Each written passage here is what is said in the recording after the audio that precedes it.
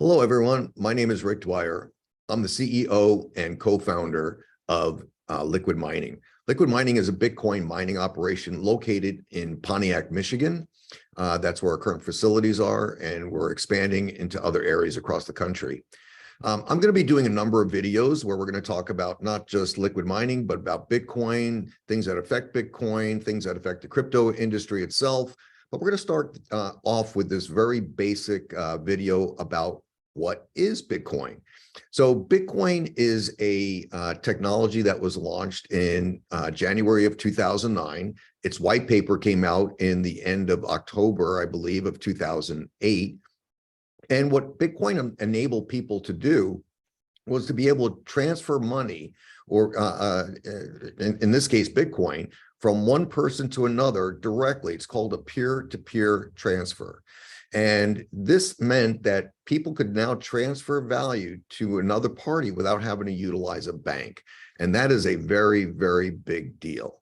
Now, Bitcoin, what's interesting to note about Bitcoin is that it came out around the financial crisis because Satoshi Nakamoto, the individual or group, no one knows what it is. Is it a group of people that did it or an individual? Most consensus thinking is that it was a group of people. Launched Bitcoin right in the midst of the financial crisis. And one of the reasons for doing so was they were tired of the banks and the government getting together and manipulating what needed to be done, really for the preservation of the current system, which protected both the government and the banks. So they wanted to have a better system that couldn't be manipulated, that wasn't open to large amounts of inflation, and that was in the hands of people where they knew what the outcome would be on their currency, meaning that you would know exactly how much would be issued, and that from that point forward, people could not manipulate the amount of currency outstanding. And that's what Bitcoin is. Bitcoin is a technology that relies on blockchain. And a blockchain is strictly blocks of information that gets stacked on top of each other sequentially. And once a block is verified, it's added to the blockchain and it is there forever. Another key feature of the Bitcoin blockchain is an open ledger. So it's a distributed open ledger, meaning that anybody can look at any transaction that's ever occurred on the Bitcoin blockchain. That transparency is one of the key features that also makes it hack-proof. In fact, since Bitcoin was launched, Bitcoin has never been hacked. Because in order to hack Bitcoin, let's say you want to artificially create your own Bitcoin, you would need to insert a block and have it replicated in every single copy of the Bitcoin blockchain on every single node. And there's over 100,000 nodes in the world or growing, and you'd have to do it all at the same time. And so that has never happened. And every day that goes by with greater and greater adoption of Bitcoin, the odds of that happening continue to fall. So it's a virtual impossibility. We're not going to say impossible, but it's a virtual impossibility to alter the Bitcoin blockchain.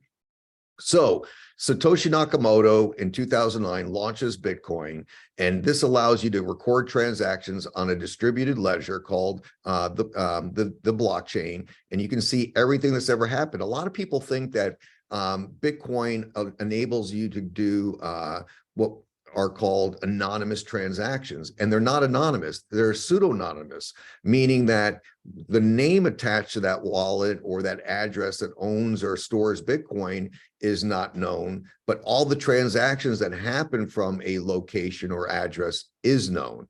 And through a lot of forensic actions that both private and government sectors can deploy, you can pretty accurately eventually determine who's the owner of that wallet. A number of cases have been reported in the news where funds or block or Bitcoin that had been stolen from, say, an exchange, was ultimately found and returned back to its owner. So it's not anonymous. And so a lot of talk that goes on out there about Bitcoin is nothing more than something that, is used for illicit activity. Couldn't be further from the truth. There's a lot of illicit activity done for just cash, US dollar. So that's not, that's really a false argument. So another interesting thing about Bitcoin, different from the money that's say backed by what's called fiat currency, which is currency not backed by anything other than the goodwill of the country issuing it. And just, to date, there are no countries in the world that have any currency that is currently backed by gold. The US came up the gold standard in 1971, and today there are no countries whose currency is backed by anything other than their good faith and credit. So Bitcoin will only have 21 million Bitcoins ever issued. Currently, we have about 19.3 million Bitcoins issued. And this right now we're in February of 2023. The last Bitcoin won't be mined until the year 2140. And that's actually due to a concept and a process called halving. Every 4 years, the amount of Bitcoins that get issued gets cut in half. And we're going to go over that in another video. And so that also keeps the amount of Bitcoins that are available decreasing while adoption is increasing.